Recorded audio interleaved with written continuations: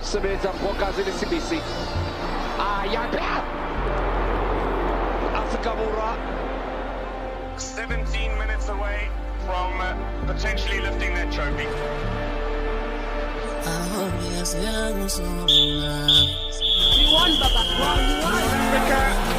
Africa have won the 2025 Africa Cup of Nations.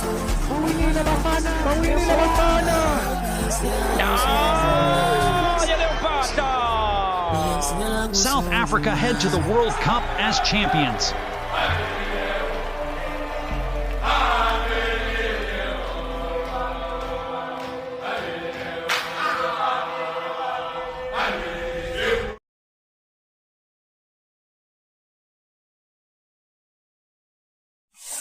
Bafana Bafana have yet to fully impose themselves in terms of tempo and rhythm.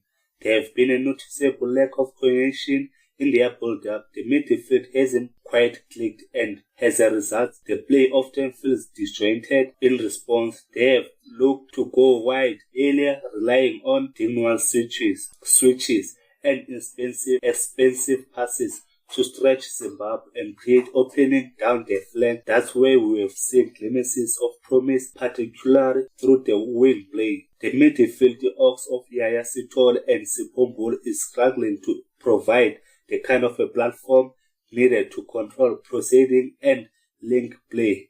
Sipho Mbuli has the technical craft, spatial awareness and ability to play on the half turn, all of which could inject fluidity into Bafana attacking sequence. When he dropped into those pockets, we have seen him open up play with progressive angles and incisive passing. He can be metronome, it allowed to dictate from that space. Credit to Zimbabwe, although they have been compact and disciplined, and without the ball they have sitting in with numbers behind the ball and keeping a narrow shape, making it difficult for Bafana to play through the central channels. Their defensive block has been well drilled, and Bafana are going to need more ingenuity and perhaps a tactical tweak to unlock that resistance. Bafana life difficult for themselves long before Zimbabwe went down to 10 men. Even as the game opened up in the second half, they failed to impose any real control or rhythm. The red card naturally forced Zimbabwe into a deep, more compact shape, retreating into a low block and crowding their own defensive third. But paradoxically, that gave Bafana more time and space in that midfield. But they lack the incisiveness to make it count. Too often, they overcomplicated things in and around the final third, trying to thread the eye of a needle when the situation calls up. Call for more variety, perhaps a switch of play, more wind, or simple testing. The keeper from the distance, Sipho Mbuli, was the only player who seemed to understand the opportunity to shoot or create from the range. But this execution let him down more bluntly, although Bafana failed to set the tone earlier on the match. There was a noticeable lack of urgency and conviction in the first half. No clear intent to grab the game by the scruff of the neck or make a statement. It felt like they were waiting to grow into the game rather than dictating terms from the outset, and that in truth is where they really let themselves down. To cut the video short, our performances from the first half were much more another different side, and therefore we had started the game with the same tempo of the second half. We would have got something to show in terms of subs.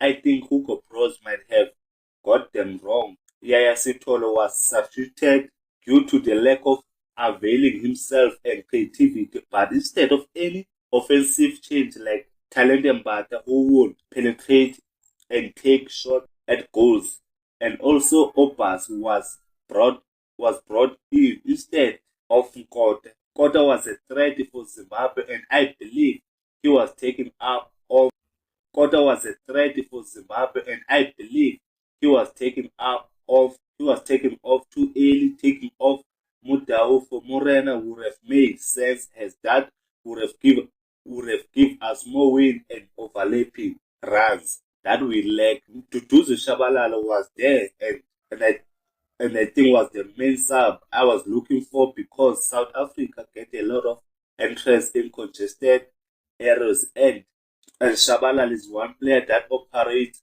smartly in tight spaces. We created the choices we had, but we didn't capitalize on them earlier. But the point, don't make things easier for South Africa, but we still here, we still going to the World Cup. I think the most irritating and necessarily and thing we can take about right now is it's all about supporters taking their bitter rivalry straight to the national team. It's something that has been going on for a long time, but I beg for it to end. But because right now, after we lost crucial points against Zimbabwe, there were many South Africans full of excitement and making jokes of their results, wishing Bafana Bafana not to qualify just because their favorite club players were not selected. And are we there to support the national team or essentially players? For me, it doesn't matter who is selected or played, because my best interest is on the national team that's going to win. That's what I care about. I think we should really question intelligence, our football intelligence, because there is no way that a supporter that claims to love football but doesn't support his national team and do the right thing. Bafana Bafana is not a club and will never be. It combines, because Bafana Bafana combines variety players from different teams, and that should tell you why football supporters of this country be in one voice when it's playing. It was underwhelming attack and missed opportunities. Bafana failed to convert several promising chances during the match. Despite dominating position, they were unable to break down Zimbabwe defense. Laili Fosler, Sipombule, and others had a moment where they could have scored, but lacked the clinical finishing that required at that time of the level.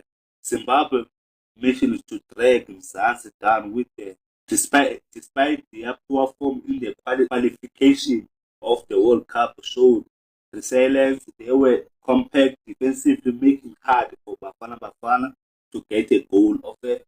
That's gonna keep them alive in their qualification of the World Cup. But to create a clear-cut chances, Zimbabwe goalkeeper and defense step up with some crucial saves and last-ditch clearance, which keep the match goal scorer. But tactical approach, Coach Hugo Broz tactics, which had worked in previous games, seemed to be less effective in breaking down Zimbabwe. The team may have lacked the necessary space or creativity in the final third, and Hugo Broz's decision to change up the squad disturbed the fluidity of their attacking play. The pressure and the nerves. It was Pirates DNA that helped Bafana Bafana reach 17 points. It was Sundowns and DNA that made Bafana Bafana lose 3 points over stay on 14 points. Now we had 15 points with South African of position number 2 of Group C, and leading the win to maintain their World Cup qualification hopes alive. There could have been added pressure on the players to perform this nervous energy might have affected their decision making and execution during the crucial moments. Ultimately, Bafana inability to break down to determine Zimbabwe's side, coupled with the missed chances cost them vital points, in their World Cup qualifying campaign. Before we Bafana, I think we should have first said thank you to Hugo Broos for taking us to the World Cup 2026. Thank you for turning things around. Thank you for making South Africa a team again. And thank you for many reasons. This old man arrived here 4 years ago, arriving to a broken national team that had no supporters in the stands. But now stadiums are getting packed each and every match. And all thanks to this magical work that Hugo Broos brought. He's rebuilt this team with a courage, faith and discipline, turning doubters and non-believers into believers. Despite the constant discrimination, notes, speech and behavior, Hugo Broos still managed to restore the pride of Bafana. May continue to doubt and criticize his work, but it seems like they will continue eating humble pie and take a bow to Hugo Broos. And thank you for all. After struggling for so many years to qualify for major tournaments, they came a very old man who was being judged without coaching his first match. Many said he had just come to secure his retirement back because all he wants is money, then he leaves. He won't change anything. His first God bold promise was if I don't qualify. He said, if I don't qualify for 2023 AFCON, you can chop my head and kill me. That's what Hugo Broos said before the AFCON of 2023. And be qualified. After AFCON, before World Cup qualify campaign start, he said, now, if I don't qualify for the World Cup, you don't have to fire me. I will fire myself. That were said by Hugo Broos. If he don't qualify for the World Cup, we don't need to fire him. He's going to fire himself. That's what Hugo Broos said, and I think we should appreciate Hugo Broos' work eventually most. But don't tell no lie about me, and I won't tell truths about you. Air Force 8, just step on niggas. Brand new Air Force 8, just step on niggas.